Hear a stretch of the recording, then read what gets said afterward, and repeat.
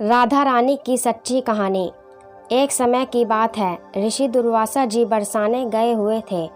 उस समय श्री राधा जी अपनी सहेलियों के साथ खेल रही थी। राधा जी और उनकी सखियां छोटे छोटे बर्तन बनाकर उसमें झूठ मूठ का भोजन बनाकर भगवान जी को भोग लगा रही थी। श्री राधा रानी और उनकी सहेलियां भी ये सब कर रही थी कि अचानक से ऋषि दुर्वासा वहां आ गए।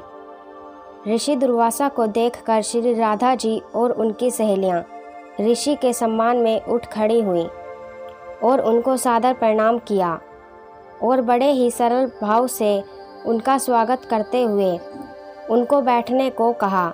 ऋषि दुर्वासा उन भोली भाली और छोटी कन्याओं के इस सरल व्यवहार को देखकर बहुत प्रसन्न हुए और उन कन्याओं द्वारा बिछाए गए आसन पर जाकर बैठ गए।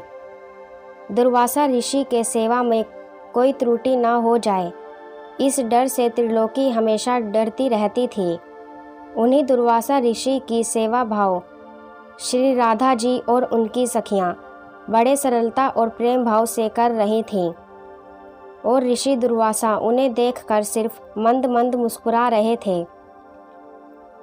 फिर राधा जी की सखियां कहती हैं कि हे ऋषि देव, क्या आपको ज्ञात है कि मेरी राधा रानी बहुत ही स्वादिष्ट लड्डू बनाती हैं और उन्हीं लड्डू से हमने भगवान को भोग लगाया है और अभी आप को भी प्रसाद के रूप में वितरित करेंगे।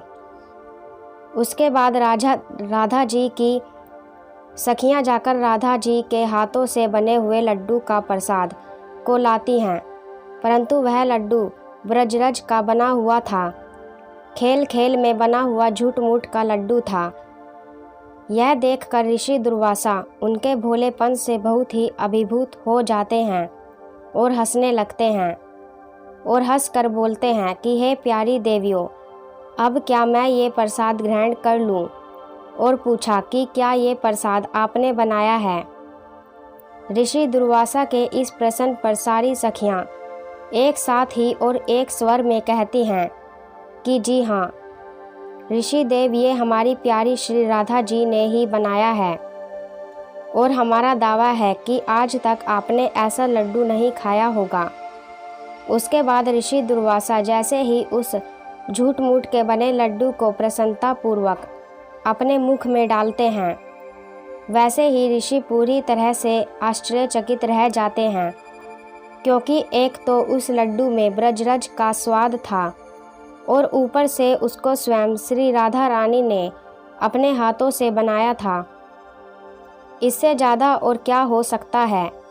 अमृत को भी फीका कर दे ऐसा था स्वाद उस लड्डू का। वो लड्डू खाकर ऋषि दुर्वासा की आंखों में खुशी के आंसू भर आए और उसके बाद अत्यंत प्रसन्न होकर श्री राधा जी को अपने पास बुलाते हैं और बड़े ही प्रेम से उनके सिर पर अपना हाथ फेरते हुए और आशीर्वाद देते हुए कहा कि बेटी राधा, आज से तुम अमृत हस्ता हुई, मतलब अमृत बनाने वाले हाथ। तुम्हारे हाथ से बना हुआ भोजन या कोई भी पकवान खाएगा वह दीर्घ आयु वाला और हमेशा विजयी होगा। ऋषि दुर्वासा जी धन्य हैं जिनके आशीर्वाद ने श्री कृष्ण और राधा रानी की अत्यंत मनमोहक लीला के लिए एक मार्ग दिखाया। दोस्तों, आशा करते हैं कि इस कहानी के माध्यम से ये प्यारी सी राधा रानी की कहानी आप लोगों को ज़रूर पसंद आई होगी। राधे राधे, जय श्री कृष्ण।